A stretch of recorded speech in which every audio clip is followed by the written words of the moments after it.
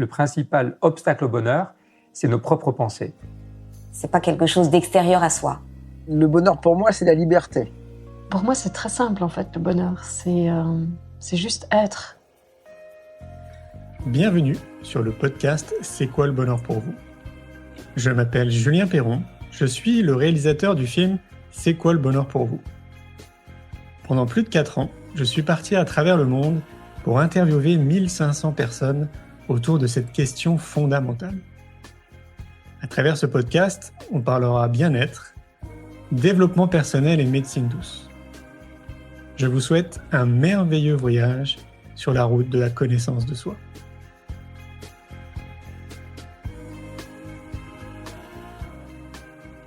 Aujourd'hui, j'ai le plaisir de recevoir Armelle Six. Armelle donne des conférences et des retraites dans le monde entier pour inviter les gens à être en connexion profonde avec eux-mêmes et avec les autres. Elle leur permet de vivre en présence, c'est-à-dire en étant pleinement attentif à l'action et au moment présent. Je vous souhaite une belle écoute.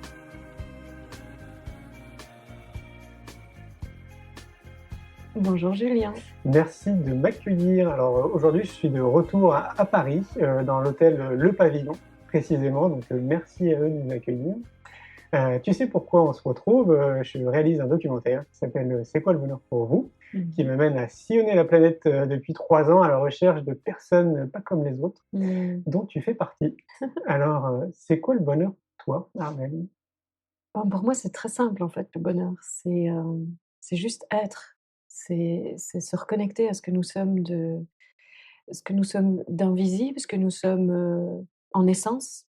Et dans cette connexion, pour moi, tout est là. C'est vraiment un contentement intérieur qui est là tout le temps, quand on connaît cette connexion et quand on vit dans cette connexion en permanence. Et donc, c'est vraiment un bonheur sans raison. Et C'est sympa ça, un bonheur ouais, sans raison. ouais, tout à fait. C'est pas quelque chose qui va, c'est pas quelque chose qui vient, c'est pas quelque chose qu'on peut nous prendre, c'est pas quelque chose qu'on atteint, qu'on acquiert. C'est pas non plus quelque chose qu'on peut perdre. C'est quelque chose qui est là, quoi qu'il arrive dans la vie. Et pour moi, euh, ah ouais, tiens, c'est comique, je savais pas que j'allais dire ça. Et pour moi, c'est essentiel en fait, parce que la vie, elle est pas faite que de choses positives tout le temps. On vit tous des moments difficiles, on sait jamais ce qui va se passer, la vie, il y a aucun contrôle dessus, tout peut partir d'un moment à l'autre. On le sait tous, peut-être dans des petites choses du quotidien. Parfois, pour d'autres, c'est des gros événements où, waouh, quelque chose de difficile se passe. Et est-ce qu'il y a cette possibilité d'un bonheur, quoi qu'il arrive ? Est-ce qu'il y a vraiment... On cherche tous ça. On a tous au fond de nous quelque chose qui nous dit: «Je veux être heureux dans la vie». Nos parents, ils veulent que ça pour nous, ils veulent le bonheur. Et on a tous une connaissance, plus ou moins, j'ai envie de dire, personnelle de «Le bonheur pour moi, c'est ça, le bonheur pour moi, c'est ça». Et moi, je pense qu'il y a un bonheur qui est commun à tous et qui est juste notre essence. Et quand on revient à ça, eh bien, là, c'est vraiment quoi qu'il arrive. C'est au-delà de tout état d'être, c'est simplement c'est. C'est juste être, Ouais, c'est ça. c'est ça ? Ouais, C'est simple de dire juste être. ouais, tout à fait. C'est une vraie, je sais pas, j'allais dire une vraie démarche, à l'heure d'aujourd'hui d'être. Ouais. Comment on fait ? C'est hyper simple en fait, hein. Ah oui ? Oui. C'est-à-dire ? Ma plus grande invitation, justement, je termine ces jours-ci une tournée de 5 semaines par rapport à la sortie d'un livre qui s'appelle Le bonheur quoi qu'il arrive, qui parle justement de ce que je partage. Et la plus grande invitation que j'ai faite pendant ces 5 semaines, c'était: asseyez-vous, vraiment, et sentez simplement la sensation des fesses sur la chaise. Et pendant un moment, soyez juste là, avec vos fesses sur la chaise. Et respirez. Puis voyez simplement ce qui se passe quand vous êtes là. Parce que naturellement, le corps se détend. Naturellement, la respiration se pose.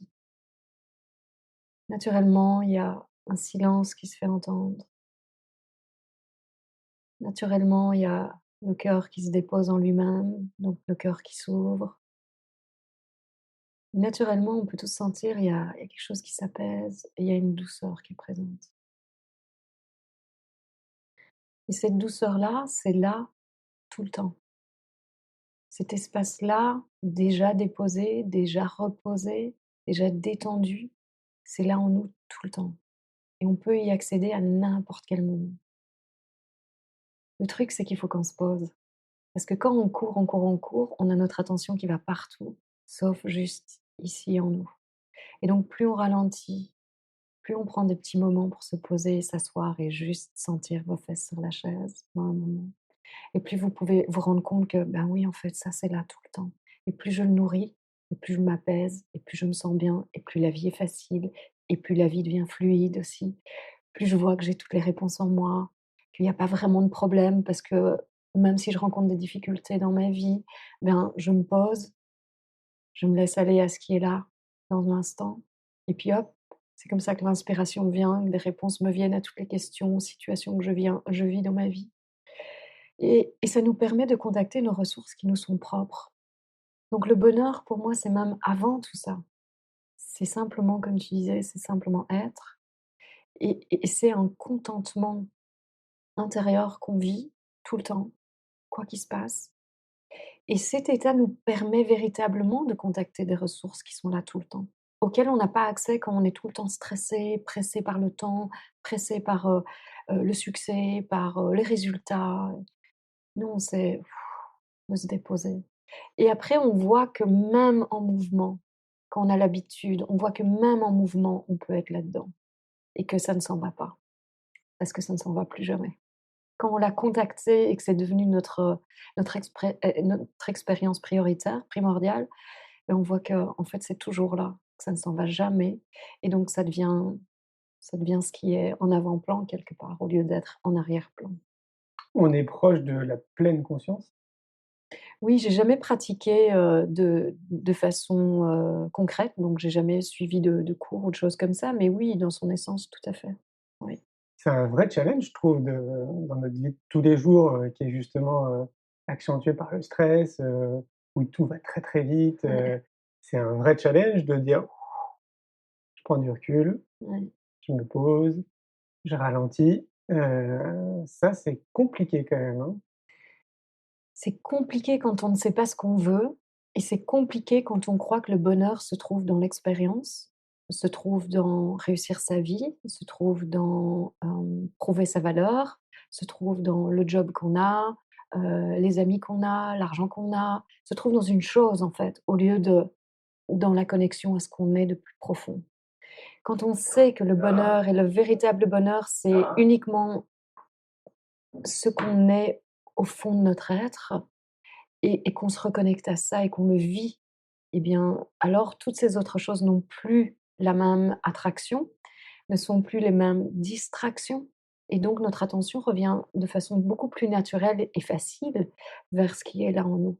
Et donc de plus en plus dans la vie, dans la journée, on a envie de se poser juste pour prendre un moment en soi parce que c'est tellement bon de se goûter, c'est tellement bon d'être juste là, que ça devient un moment, à la limite, on devient drogué de ça au lieu de Ouais. drogué de courir. Mmh mh. Et et c'est vrai que le mouvement va vite. Ce matin, j'étais en Drôme, à midi, j'étais à Lyon, je prenais un TGV, là, je suis à Paris, dans 2 heures, je serai à Bruxelles, donc je veux dire, évidemment, la vie va vite. Mais il y a moyen, alors que je conduisais, de ne pas être perdue dans toutes les pensées, mais d'être juste là dans le cœur, de voir, la magnificence de ces paysages que tu traverses, d'être juste là à conduire, juste présente avec ça, d'être là dans le train, la rencontre peut-être de la personne qui est assise en face, le conduct le la personne qui poinçonne les billets. Trop marrant quoi de voir que même lui était finalement dans ce même arrêt et de voir ça tout le temps en fait. Quand on est ouvert à ça, on peut le voir partout et alors on voit que ça ne devient plus compliqué. On voit finalement c'est partout et c'est une question de là où je mets mon attention et qu'est-ce qui est vraiment important pour moi? Et donc je pense que c'est la question à se poser. Qu'est-ce qui est vraiment important pour moi dans la vie? Qu'est-ce que je veux véritablement? Et où est-ce que je pense que je vais trouver ça? Parce que tant qu'on ne sait pas ce qu'on cherche, on ne sait pas quand on l'a trouvé. Ouais, ouais, je suis d'accord, ouais. En gros, quels sont mes besoins, quoi? Oui, tu pourrais probablement le formuler comme ça, mais pour moi, c'est encore plus dans une recherche vraiment profonde de qu'est-ce que je cherche véritablement dans ma vie? Au-delà même de mon besoin. Heu Parce que toutes mes activités, quelque part, elles sont basées sur une recherche intérieure. Et c'est laquelle pour moi? Et à chaque instant, je peux me poser cette question: «Qu'est-ce que je veux véritablement?» Et quand je sais ce que je veux, alors je sais pourquoi je fais ce que je fais. Et alors je peux voir si, en effet, je trouve ce que je cherche ou pas. Et donc du coup, cocher des cases. Non, OK, là j'ai fait ça, j'ai pas trouvé ce que je cherchais, hop, on n'y va plus. Et alors on va voir ailleurs. Et du coup, la quête devient, tu sais, un peu comme, la chasse au trésor ou alors, le jeu de loi où on va voir un peu partout et puis on commence à savoir: «Ben non, ça ne sert plus à rien que j'aille par là parce que je trouve pas ce que je veux là. Là, j'ai pas encore exploré donc je peux aller voir» et finalement tout nous ramène à nous et c'est vraiment là que, dans l'expérience du vécu, qu'on peut se dire: «OK, je sais maintenant ce qui est bon pour moi» et donc les autres choses ne sont plus des choses qui nous attirent ou qui prennent notre attention. Donc l'attention revient naturellement, exactement là où on sent que c'est bon pour soi et donc ça devient moins difficile. Écouter sa respiration, enfin sentir sa respiration en fait partie, non? Être attentif à l'air qu'on expire, l'air qu'on inspire, Ça nous peut ramène aussi à ce que tu évoques, quoi, Oui, ça peut tout à à l'instant fait. présent, quoi. Il y a plein de techniques évidemment, qui fonctionnent, c'est sûr, oui, oui. En fait, c'est un peu répondre à la question, «C'est quoi le bonheur pour moi?» Oui, c'est ça, tout à fait. C'est un peu ça. C'est ça et chacun va trouver cette réponse et va voir que ses décisions dans la vie et ses conditionnements sont basés sur cette question-là et la réponse. Ouais, Alors j'ai une colle pour toi. vas-y. J'ai interviewé plus de 1 600 personnes. OK. Il y a une personne sur 4 qui me regarde dans les yeux et qui me dit: «Julien, je sais pas ce que c'est le bonheur pour moi». Mmh. Comment tu expliques ça? Ben, ils ont pas encore trouvé la réponse. Ils ont pas peut-être ils n'ont pas regardé en eux véritablement. Quand est-ce que je me sens bien? Parce que c'est quoi le bonheur? Pour moi, le bonheur, c'est sentir que tu es juste là, tu as besoin de rien et tout va bien. Donc c'est non seulement un repos, mais c'est aussi quelque part peut-être, une sensation de plénitude et de sécurité intérieure. Et dans cet instant, voilà, quand tu es juste là, il y a rien de besoin de plus, il y a pas de problème à régler, il y a rien qui va mal dans cet instant et donc tout est vraiment déposé et le moment présent, c'est ça qu'il offre. Tu as toujours été dans ces idées? Donc pas du tout. Non? Ah ouais? Non, Raconte-nous un petit peu ton parcours, ouais, qu'on comprenne. tout à fait. Donc moi j'ai eu un fils qui est décédé il y a 15 ans. Et ça a été évidemment un grand changement dans ma vie. Avant ça, je croyais qu'il y avait qu'une chose que la vie, c'était comme tout le monde, en fait. Donc, je croyais que c'était, ben, tu fais des études, tu te maries, tu fais des enfants, tu construis une maison et voilà, c'est la vie. Et quand mon fils est mort, je me suis dit: «C'est pas possible. La vie, ça peut pas être ça. Ce serait terrible si c'était juste ça, la vie. Heu, il doit y avoir plus». Et donc aussi dans la souffrance qui s'est déclenchée là, sans ces questions, il y a eu 2 choses qui se sont passées. D'abord, il y a une brèche qui s'est ouverte en moi qui était: «Il doit y avoir plus» et avec ça, il y a eu, aussi beaucoup j'ai eu l'impression de revenir à ce que j'étais quand j'étais enfant, c'est-à-dire un émerveillement pour les petites choses de la vie, un pétillement dans plein de petits moments comme, un rayon de soleil qui passe, la neige en plein hiver, enfin voilà, des petites choses, qu'on ne voit peut-être plus dans notre quotidien quand on est pressé par le temps, quand on est pressé par, essayer d'arriver quelque part. Et l'autre chose qui s'est passée pour moi, c'était, une question qui a émergé parce que dans cette absence, je ne savais plus qui j'étais. Je sentais que j'étais plus une mère, parce que j'avais pas d'autres enfants. J'étais plus une adolescente, même si j'étais jeune, je sentais que l'adolescence, non, c'était plus là non plus et je savais pas ce que c'était être une femme. Et donc je me disais: «Mais qui suis-je?» Et ces 2 choses-là ont vraiment ouvert quelque chose en moi et ça a démarré un chemin qui était: «Il y a quelque chose en moi qui me pousse, je sais pas ce que c'est et je dois le suivre». Et donc j'avais vraiment l'impression que jusqu'alors, je n'avais pas vécu la vie que je sentais au plus profond de moi et que ça m'appelait et je savais pas ce que ça voulait dire, je savais pas ce que ce serait et il fallait juste que j'y aille. Mais j'avais pas cette vision-là à l'époque, en fait, j'avais pas ces mots-là. C'était une sensation intérieure, il y avait j'ai vraiment senti que quand mon fils était à l'hôpital, je me suis remise à prier, ce que je faisais beaucoup quand j'étais petite fille et encore un peu adolescente et et c'est comme si cette force-là m'a habitée pendant tout ce temps-là et est venue revivre en moi. Et j'ai plus pu faire autre chose que la suivre. Et elle n'a fait que grandir et grandir et grandir et grandir jusqu'à ce que véritablement ça soit un chemin sans compromis pour moi. Genre, c'est plus possible de ne pas suivre ça. Et Une donc, évidence, quoi. oui, c'est ça. Et donc, au fur et à mesure des années, ben, oui, ça a été d'abord un élargissement de ma zone de confort dans un ordinaire, dans un quotidien ordinaire, c'est-à-dire changer de travail, rencontrer des nouvelles personnes, faire des choses que j'aurais jamais imaginé que je puisse faire, c'est-à-dire quitter la ville dans laquelle j'avais toujours vécu, par exemple. J'étais hyper timide, j'aimais pas voyager. Enfin, regarde ce que je fais, je parle à des centaines de personnes, je voyage non-stop. Et donc, et finalement, me découvrir telle que je sentais que j'étais, parce que quand je vois les goûts que j'avais pour les études qui m'attiraient, ben, je sais que ce que je suis aujourd'hui, c'était déjà là, en fait. Le goût des études que j'avais, c'était déjà ce qui vit en moi aujourd'hui. Et c'est comme si la vie m'a montré au travers du chemin que j'ai vécu, non, toi, ce sera pas au travers des études, toi, ce sera au travers de l'expérience.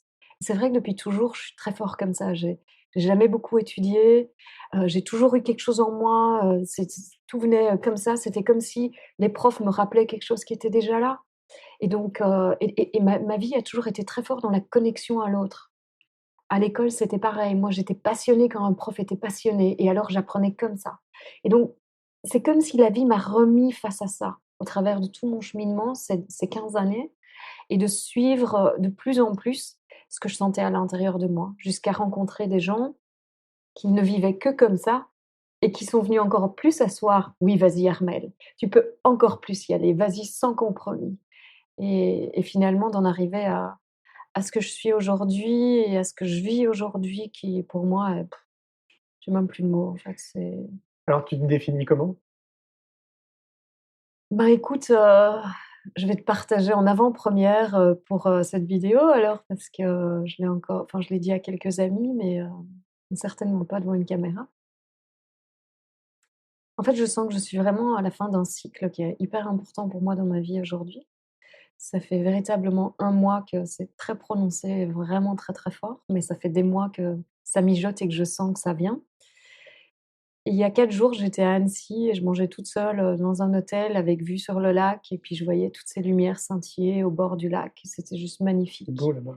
Ouais, c'est beau. Il y avait la montagne derrière, et il faisait calme, c'était une journée magnifique. Je venais de terminer une retraite de femme de 5 jours qui avait été intense et profonde, et c'était splendide. Je venais de passer un moment merveilleux avec un ami, et j'étais là et je sentais mon cœur tout chaud, et je sentais un calme et une sérénité, et une assise incroyable en moi. Il m'est venu une pensée. Et j'en avais les larmes aux yeux, et même de te le dire là maintenant, je sens que enfin, voilà, c'est là. C'est Je suis la femme que j'ai toujours voulu être, et j'avais le souvenir d'images de petite fille quand je pensais à un travail que je voulais faire, quand je pensais à ce que j'aimerais dans ma vie. J'avais une sensation intérieure qui était là, et c'était celle-là que j'ai contactée, vraiment très fort dimanche, qui me quitte absolument pas depuis, qui est vraiment cette plénitude d'être. Et pour moi, c'est fort parce que la question que je me posais quand mon fils est né, c'est quoi être une femme? Parce que je suis plus une mère, je suis plus une ado, je sais pas ce que c'est être une femme, donc je sais pas qui je suis. Et ça fait des mois que je sens que cette féminité justement, elle pointe le bout de son nez, mais de plus en plus dans sa plénitude, et que je sens véritablement, que pour moi être femme, c'est simplement être, et c'est être parce que, ben, voilà, ce qui m'est donné, c'est un corps de femme. Et donc j'ai envie, enfin, c'est vraiment l'union de ça, en fait, pour moi. C'est l'union de notre essence divine et de la forme qui m'est donnée. Et aujourd'hui, c'est ça que je vis, c'est cette intégration des 2. Et Alors, il faudrait donner une définition à divin. divin. Mmh. Bah, j'ai envie de dire, c'est cette présence sans forme, c'est invisible qu'on peut percevoir tous. Si de nouveau, si on se pose et si on s'arrête pendant un moment, si on fait un peu de silence et qu'on laisse passer toutes nos pensées, on peut sentir qu'il y a quelque chose qui est là, une présence, un sentiment d'être, juste quelque chose d'invisible qu'on ne peut pas attraper, qu'on ne peut pas nommer, qu'on ne peut pas définir, mais juste, il y a quelque chose. C'est pas une chose, mais il faut bien mettre un mot dessus. Et ça, C'est ça pour moi, Ok. le divin. Est-ce que ça pourrait être proche de l'âme? Moi, j'ai pas de mots comme ça Ouais. et j'ai pas de connotation avec l'âme en tout cas, donc Ok.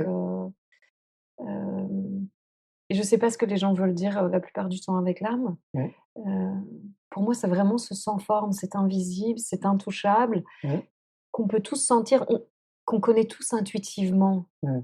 mais qu'on n'ose pas nécessairement, j'ai envie de dire, c'est le truc vers lequel on n'ose pas nécessairement s'aventurer parce que notre logique ne nous le permet pas toujours. Ouais, c'est Mais clair. si on se pose, on le sent.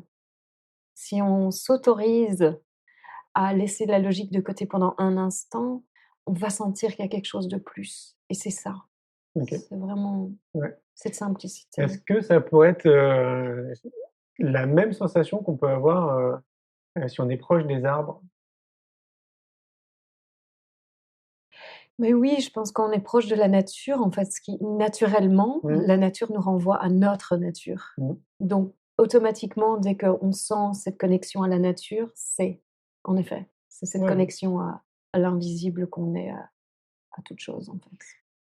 un sentiment d'unité, Ouais, ouais, c'est ça. avec tout, Ouais, comme tout à si tout fait, était relié. tout à fait. C'est carrément ça. C'est ça. Ouais. C'est génial ça. Et c'est ce que tu vis pleinement, ce sentiment Ah d'être oui, relié, quoi. mais carrément. Mais c'est génial, Ah ouais, ouais, c'est juste fabuleux. c'est énorme. Et Ouais. ça, tu le transmets? Ouais, tu le transmets, Mmh. tu le transmets. C'est ça, toutes les retraites que je donne, le livre, qui est paru, les conférences, enfin tout, en fait, OK. dans tout. Je facilite, enfin j'ai une danse aussi que je facilite, je viens de créer une formation, qui est en cours là maintenant. Tout ce que je fais, tout ce que je suis, tout ce que je vis, c'est ça. C'est ça? OK. Ouais, Bravo. merci. Toi qui voyages aussi un petit peu partout, Ouais. c'est quoi ton regard sur notre société à l'heure Mmh. d'aujourd'hui? Je vais te dire la mienne. Vas-y. Alors moi, je suis partagé. Je suis d'une nature très optimiste et Mmh. positif et j'ai la chance de rencontrer beaucoup de personnes, inspirantes, inspirées, qui participent à quelque chose de très positif, pour notre planète. Donc mon sentiment, c'est qu'il y a grosse partie de la population qui est en train de prendre conscience de beaucoup de choses, pas forcément que dans le monde spirituel, dans le monde de la santé, dans le monde de Mmh. l'alimentaire, dans le monde de l'environnement, enfin bref, il y a des prises de conscience Ouais. à l'échelle, mondiale qui sont en train de se faire. J'ai le sentiment qu'on bascule et qu'on est en train de changer de paradigme, très clairement. Et d'un autre côté, j'ai ce côté très pragmatique et je suis en contact aussi avec des gens qui ont un regard très pragmatique sur notre société, sur l'environnement et la situation, elle est loin d'être, glorieuse. Mmh. C'est quoi toi ton regard? Ben, je dirais que, de prime abord, je dirais c'est pas mal comme toi. Je pense en effet qu'il y a une ouverture énorme qui se fait, dans tous les milieux. Je trouve ça magnifique. Ça permet à l'inspiration d'ailleurs de partir dans tous les sens et de voir qu'on pourrait créer des projets dans tous les domaines. Parce que je pense qu'il y a, comme tu dis, il y a véritablement une demande dans tous les domaines, d'une autre ouverture, d'une autre façon d'être au monde, d'une autre façon de vivre. Je pense que ça crie même, je pense, véritablement. Je le vois même moi dans les demandes, dans les invitations que je reçois et tout. Je pourrais être sur la route tous les jours, 365 jours par an si je disais oui à tout et c'est pas possible, mais voilà. Et je pense que cette ouverture-là, inévitablement, amène l'autre côté de la pièce, en fait, aussi. C'est-à-dire amène tout ce qui a été réprimé depuis toujours, tout ce qui a fait partie de nos sociétés depuis toujours, qui doit sortir et émerger également aussi. On voit ça en nous, en chacun de nous. On voit bien que plus il y a de la lumière, plus il y a de l'ouverture, et plus on a accès à des parts d'ombre aussi insoupçonnées, qui doivent émerger inévitablement parce que ça permet à tout ce qui est inconscient d'être mis à la conscience. Et de là, de s'effondrer, de partir, de tomber. Donc moi, je pense, je reste très optimiste en fait par rapport à tout ce qui se passe parce que ce que je vois dans la corruption qui émerge, les scandales, enfin voilà, les extrêmes qu'on pourrait appeler négatives qui émergent pour moi, ça fait partie justement de toutes ces ombres, de cette négativité qui doit émerger pour être transmutée. Ça ne peut pas rester là. Donc j'ai envie de dire, c'est pas c'est pas mauvais en fait, Ouais, parce que c'est inévitable. Il faut qu'on se rende compte qu'on vit dans un monde fait de dualité. Donc s'il y a de la pauvreté, il va y avoir de la richesse. S'il y a du bien, il va y avoir du mal. Et donc plus on va être dans cette ouverture, plus on va aussi avoir conscience de ce dont on n'avait pas nécessairement conscience auparavant. Parce que justement, la lumière et l'ouverture se fait beaucoup plus grande aujourd'hui. Donc on voit aussi de l'autre côté de façon beaucoup plus évidente, surtout que notre monde, enfin je veux dire aujourd'hui, on est quand même dans un monde hyper communicatif, avec Internet, avec tout ça. Moi je trouve que c'est génial en fait, parce que justement, comme ça se communique de plus en plus et de manière mondiale, on voit vraiment comment la conscience s'est ouverte. Pour moi, Internet, c'est déjà un reflet de l'ouverture de la conscience. On voit déjà que la conscience est de plus en plus en communication avec elle-même, parce que tu parlais d'unité. J'ai envie de dire, sur l'unité, moi, ce que je mets comme mot, c'est conscience, donc la conscience universelle, la conscience une. Et on voit qu'elle est de plus en plus en contact avec elle-même, du fait de cette communication mondiale, globale, et même tout ce qu'on entend parler des autres univers, etc., pour ceux qui croient à tout ça aussi. Et donc, on voit que ça s'ouvre. Inévitablement, on va devoir voir le reste aussi. Et si on peut voir que c'est pas quelque chose qui est en opposition, mais quelque chose qui participe au même mouvement justement de prise de conscience, alors on peut le vivre différemment. Et ça va aider probablement même à ce que ce basculement, peut-être se fasse de manière plus globale aussi. Mais je pense que ce basculement, il se fait individuellement avant tout en chacun de nous. Ouais, c'est C'est clair. vraiment l'essence pour moi. On rejoint d'ailleurs ce que dit Gandhi, hein, sois le changement que tu veux voir dans le monde. C'est exactement ça. Faut vraiment que ce soit une source d'inspiration pour l'humanité, quoi. Exactement. Et ouais, c'est clair. Ouais. Moi, quand je t'entends, je pense à quelque chose qui me tient vraiment à cœur, c'est l'éducation. Ouais. Je trouve on a un conditionnement sociétal qui est très fort, peu importe le pays dans lequel on est, Ouais.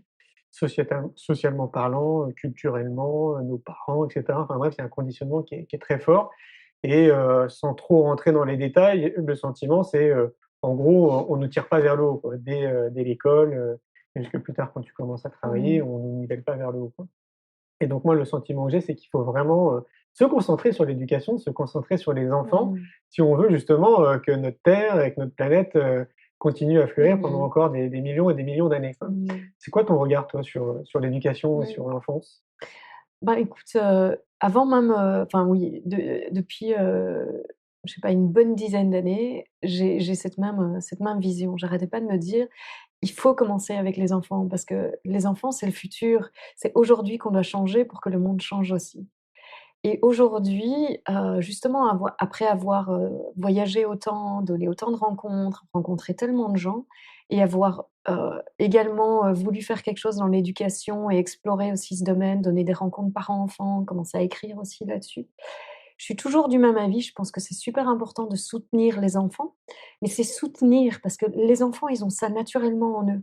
Donc moi, je vois dans ma relation avec ma filleule et mon neveu, par exemple, je vois qu'on peut vraiment aller soutenir quelque chose qui est en eux plutôt que justement essayer d'étouffer ce qui est déjà là. Mais ça veut dire que c'est chez les parents qu'il faut commencer. Ça veut dire que c'est vraiment avec les adultes, c'est vraiment en chacun de nous qu'on doit commencer et c'est les parents qui donc moi je m'étais vraiment cette année, je me suis dit: «Il faut créer une école des parents». Parce que et d'ailleurs j'ai commencé un projet comme ça parce que je pense que, même si on soutient l'enfant dans ce mouvement-là, si le parent ne suit pas, ça ne va pas faire son chemin, en fait. Et je pense qu'il y a pas d'école des parents. Personne n'a appris à être un parent. On fait avec ce qu'on a appris. Nos parents ont fait avec ce qu'ils ont appris dès lors, avec ce qu'ils ont appris de comment ils avaient envie de vivre, avec leur vision du bonheur. Et chaque parent veut le bonheur de son enfant. Donc, qu'est-ce qu'il va lui transmettre? Il va lui transmettre sa vision du bonheur. Et donc, c'est ça le conditionnement sociétal. C'est que la vision d'un est transmise de génération en génération en génération. S'il n'y en a pas un qui change et qui dit stop, moi, c'est pas ma vision. Je vous aime de tout mon cœur, mais je continue plus à être fidèle à ce que vous m'apprenez. Et j'ose, parce que c'est vraiment ça, hein, c'est être courageux quand même, d'être différent, hein, de suivre ce qu'on sent, son élan, tu le sais très bien aussi, Bien de sûr. suivre ce qu'on sent au plus profond de son cœur, c'est être courageux.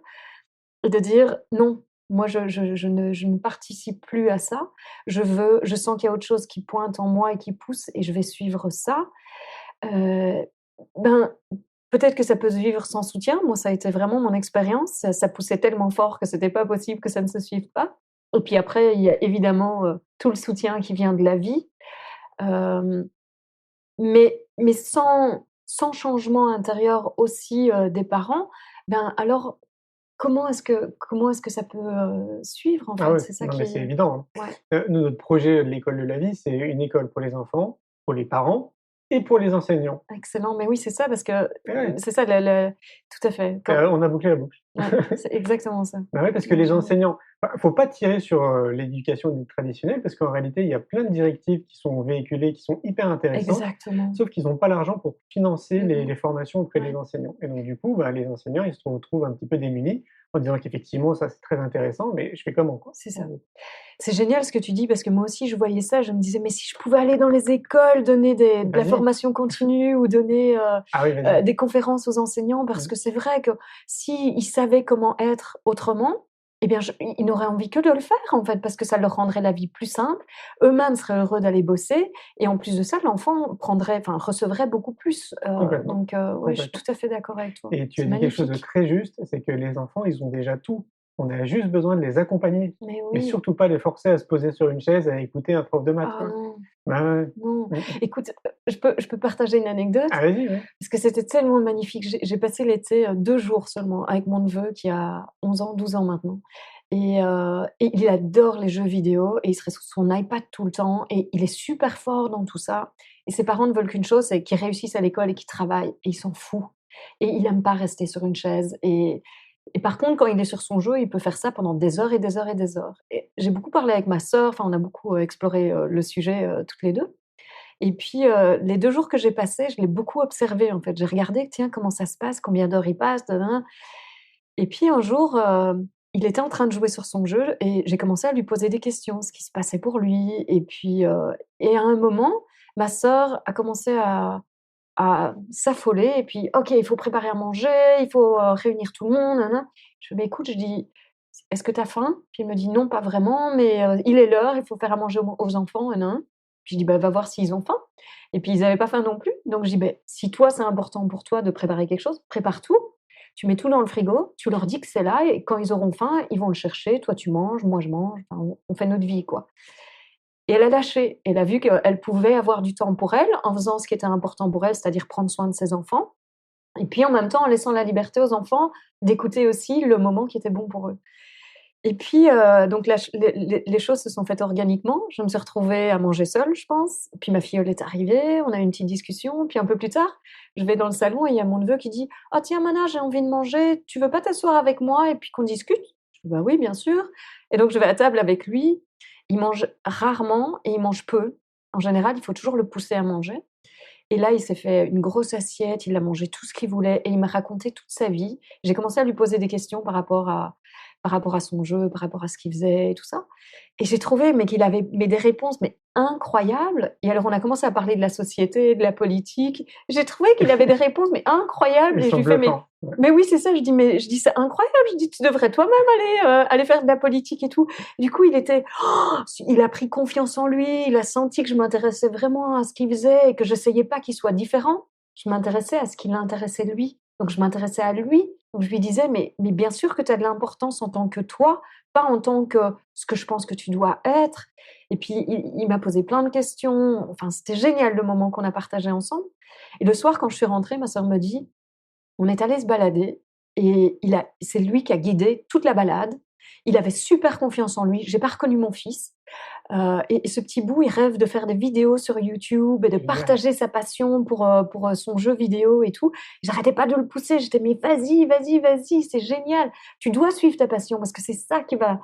Et alors, c'était un tout nouveau monde qui s'est ouvert pour lui. Et justement, à l'époque, j'avais ce projet, je me disais: «Ce serait génial de faire une école où tu peux soutenir le mouvement de ces enfants comme tu parles, en fait». Et il me disait: «Mais Mana, moi je veux aller dans ton école, je veux faire ça, je veux faire Bah, ça». tu m'étonnes. Et Bah ouais. c'est incroyable de voir comment en 1 heure de temps, la vie d'un enfant peut se transformer, Ah en mais c'est fait. évident.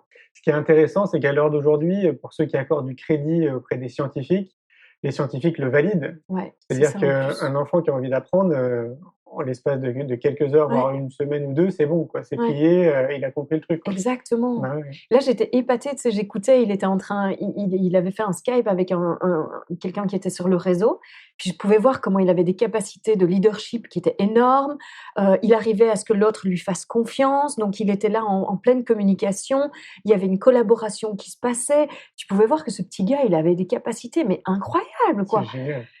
Et, il y en a plein, hein. Enfin, moi, je pense que tous les enfants, en réalité, tu vois, ont cette capacité que tu nommes. Ouais. Alors moi, j'appelle ça soit le génie, soit l'excellence. On a tous un génie en nous, une excellence en nous. Et l'idée, ce serait justement d'accompagner au mieux les enfants pour qu'ils se révèlent dans leur excellence. Quoi, exactement. Et au moins, ils feront un travail, on peut appeler ça un travail, mais en tout cas, quelque chose de positif pour eux avant tout, qui vont vraiment les épanouir. Tout à fait. Pour les autres. Exactement. Ouais. Exactement. Parce que c'est la façon dont, en fait, la collaboration démarre. C'est que quelqu'un a une passion pour quelque chose et la vit tellement fort que inévitablement, ça attire tous ceux qui sont dans cette même dynamique. Et c'est ça qui est magnifique. Ouais. C'est peut-être une des clés. Oui. Je ne sais pas si c'est la clé du bonheur, mais en tout cas, c'est une des clés peut-être pour une société nouvelle. Je pense que c'est vraiment une clé. Ouais. Je suis tout à fait d'accord avec toi. C'est de vivre à fond sa passion. Je viens de donner ma dernière conférence, là, il y a 2 jours. Et c'était vraiment ce que je disais. Je disais vivre chaque instant à 100%. Et pour moi, c'est vraiment ça. C'est plus tu vis ce que tu sens au plus profond de ton être à 100%, et il n'y a plus aucune question qui se pose, en fait, parce que tout se met de façon tellement naturelle, tout est fluide, et il n'y a pas une question de qu'est-ce qui manque dans ma vie, qu'est-ce qui devrait être différent, parce que tout est déjà tellement plein à chaque instant. Il n'y a plus de questionnement, il n'y a plus de recherche, il y a quelque chose qui devrait être différent, il n'y a plus de ça pourrait être mieux, c'est tellement plein déjà. Ouais. Et donc, c'est l'évidence même, quoi. Exactement, ouais. Et c'est vrai que, curieusement ou pas, tout est fluide d'un coup. Oui, carrément fluide. Ouais. Est-ce que tu aimes bien les citations ? Oui. Est-ce que tu as une citation que tu aimes bien plus qu'une autre ? Écoute, celle qui vient de me venir là quand tu as dit ça tout de suite, c'est la citation une des premières que j'ai lues, qui m'a touchée après la mort de mon fils. C'était de comment il s'appelle ? Ce qui ne te tue pas te rend plus fort. Et je ne sais plus de qui c'était, un philosophe. Mais j'aime bien cette citation aussi. Ah bah écoute, son nom ne revient pas, mais ça pourrait. On le recherchera sur Google. Oui, c'est ça. Et l'autre, c'était du Petit Prince. C'était vraiment les 2 citations. C'était de Saint-Exupéry. C'était on ne voit bien qu'avec le cœur. Et vraiment, c'est ça. C'est vraiment ça. Merci Arnaud. Avec grand plaisir. Merci à toi, Julie. Un grand merci pour votre écoute. J'espère que vous avez passé un bon moment avec nous. Je vous invite à prolonger l'expérience en regardant mon film « C'est quoi le bonheur pour vous ?» Vous le trouverez assez facilement sur YouTube.